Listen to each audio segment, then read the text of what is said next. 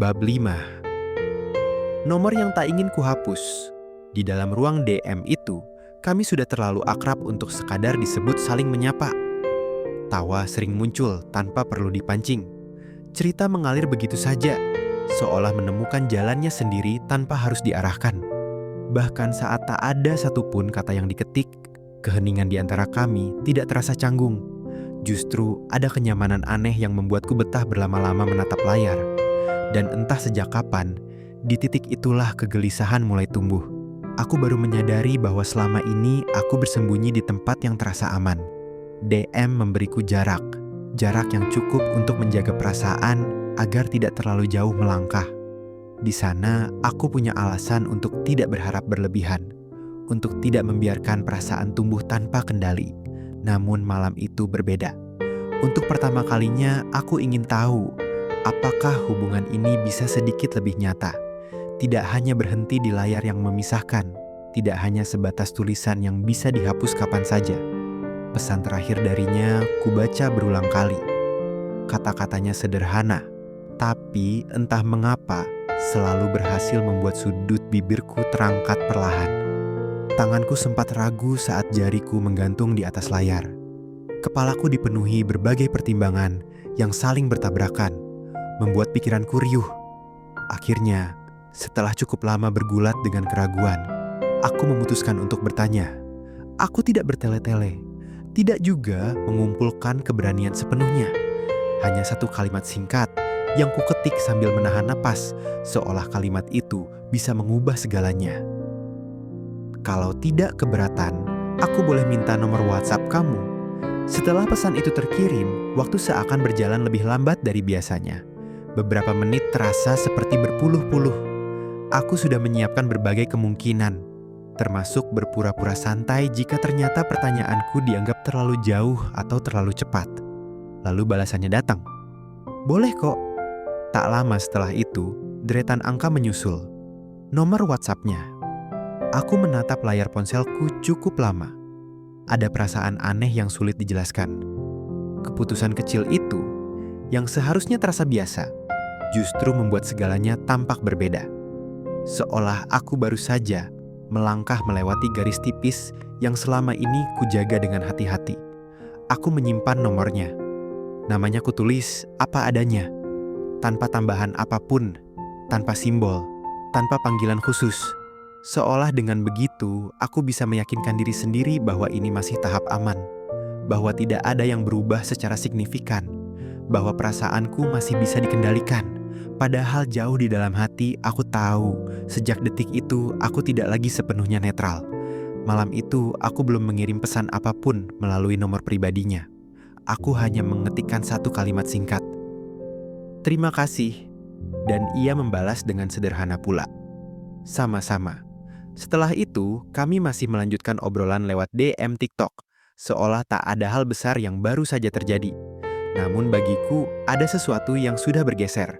Jam dinding terasa bergerak lebih cepat dari biasanya, seakan ikut mendorong waktu untuk segera berlalu. Jarum jam menunjukkan pukul 22.30. Sudah waktunya beristirahat. Seperti malam-malam sebelumnya, aku memilih mengakhiri percakapan lebih dulu. Bukan karena kehabisan topik, melainkan karena aku tidak ingin memaksanya untuk selalu terjaga hanya demi berbincang denganku.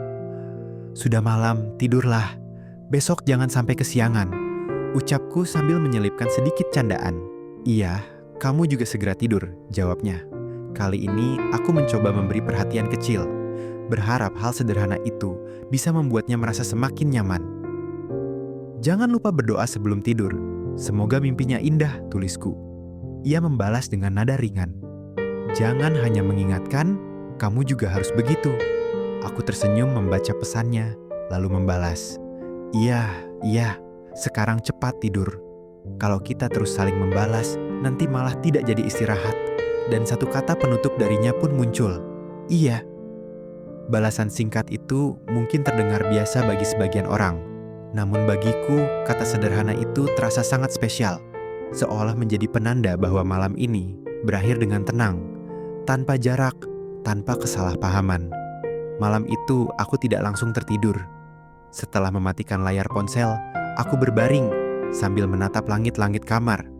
Ada rasa bahagia karena akhirnya aku memiliki nomornya, tapi di saat yang sama pikiranku dipenuhi berbagai pertanyaan. Apa yang akan kulakukan dengan nomor ini, batinku? Jika hanya ingin berkirim pesan, DM sudah cukup. Jika ingin berbincang, masih ada siaran langsung. Namun tetap saja, nomor itu terasa begitu berharga. Ada makna yang tidak bisa kujelaskan, seolah deretan angka itu menyimpan kemungkinan yang tak berani kupikirkan terlalu jauh. Akhirnya, aku tertidur. Terbawa bayangan nomor baru yang rasanya mustahil untuk kuhapus. Keesokan paginya, begitu membuka mata, satu nama langsung terlintas di pikiranku. Aku ingin menyapanya lagi, sekadar mengucapkan selamat pagi dan mendoakan hari yang baik. Namun saat layar ponsel menyala di tanganku, aku terdiam beberapa detik. Ada perasaan tak percaya bahwa aku benar-benar memiliki nomornya. Seakan takut bahwa semua ini hanya mimpi yang bisa lenyap kapan saja. Kali ini tidak ada lagi rasa ragu yang besar. Yang tersisa hanyalah kebingungan kecil tentang apa yang sebenarnya kurasakan. Apakah aku harus mengirim pesan lewat DM atau lewat WhatsApp? Pikirku.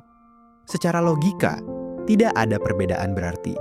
Keduanya sama-sama tulisan, sama-sama sapaan pagi. Tapi entah mengapa, nomor itu kembali terasa terlalu istimewa untuk diperlakukan sembarangan. Pada akhirnya, aku memutuskan mengirim pesan lewat WhatsApp. Selamat pagi. Semoga harimu lancar dan menyenangkan. Pesan itu terkirim tanpa banyak pertimbangan lagi. Dan kali ini aku tidak perlu menunggu lama. Pagi juga, ini siapa ya? Aku tersenyum kecil. Wajar saja. Semalam dia sudah mengirimkan nomornya, sementara aku belum pernah mengirimkan nomorku. Selama ini kami hanya berbincang lewat DM.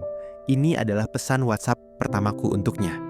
Aku menatap layar sejenak sebelum membalas. Ini aku, Imam. Nama itu akhirnya terkirim juga. Bukan sebagai perkenalan, karena kami sudah lama saling mengenal. Melainkan sebagai penanda kecil tentang siapa sebenarnya laki-laki yang selama ini menemaninya dalam percakapan. Oh iya, selamat beraktivitas juga, balasnya. Aku membalas dengan sedikit candaan, sekadar ingin menghadirkan senyum di pagi hari. Hari ini tidak kesiangan lagi, kan? Hehe, tidak. Tadi habis sholat, jadi tidak tidur lagi, jawabnya. Dan sesuai harapanku, ia tersenyum di pagi itu. Walau aku tidak melihatnya secara langsung, caranya membalas pesan sudah cukup bagiku untuk membayangkan ekspresinya. Beberapa menit kemudian, kami sama-sama berpamitan untuk melanjutkan aktivitas masing-masing. Siang hari pun tiba. Waktu istirahat datang. Kali ini tidak ada lagi rasa ragu atau takut untuk menyapanya. Aku kembali mengirim pesan, menanyakan kabarnya, memastikan ia sudah makan. Kebiasaan itu terus berulang selama beberapa hari, bahkan beberapa minggu. Untuk waktu yang cukup lama, aku belum juga menelponnya. Kami hanya berbincang lewat pesan singkat WhatsApp. Namun kedekatan itu terasa nyata. Perhatian-perhatian kecil yang kuberikan perlahan membentuk rutinitas. Jangan lupa makan tepat waktu. Jangan tidur terlalu larut. Hingga pada suatu malam, setelah beberapa minggu berlalu, keinginan itu muncul begitu saja. Aku ingin mendengar suaranya secara langsung, melihat wajahnya, bukan hanya membayangkannya lewat kata-kata. Tanpa banyak berpikir, aku menekan tombol panggilan video. Sesaat sebelum panggilan itu diangkat, pikiranku sempat berbisik. Seharusnya aku memberitahu lebih dulu. Namun bisikan itu segera kutepis. Sudahlah, terlanjur. Dan panggilan itu pun diangkat. Rasa takut dan ragu memang menghilang. Tetapi perasaan lain muncul menggantikannya, canggung. Biasanya kami mengobrol di tengah keramaian siaran langsung. Sekarang, kami berhadapan lewat layar dalam ruang yang benar-benar pribadi. Saat wajahnya muncul di layar dengan hijab yang rapi dan kacamata yang menghiasi wajahnya, aku terpaku. Ada keindahan sederhana yang membuatku sulit berkata-kata. Seolah Tuhan menciptakannya dengan kelembutan yang sengaja ditujukan untuk ditatap lama-lama. Aku lebih banyak diam, hanya memandang, mencoba menyembunyikan kekaguman yang terlalu jelas. Tak lama kemudian, aku meminta mengakhiri panggilan dengan alasan agar ia segera beristirahat dan tidak begadang. Padahal sebenarnya itu hanya cara untuk menutupi kecanggunganku dan caraku memandangnya yang mungkin terlalu lama. Aku tidak ingin terlihat berlebihan. Setelah panggilan itu berakhir, pikiranku tak berhenti berputar. Ini hanya rasa kagum, Bisikku pada diri sendiri, mencoba meyakinkan. Namun aku sadar, perasaan ini lebih dari sekadar kagum. Apakah aku sudah mulai jatuh cinta padanya?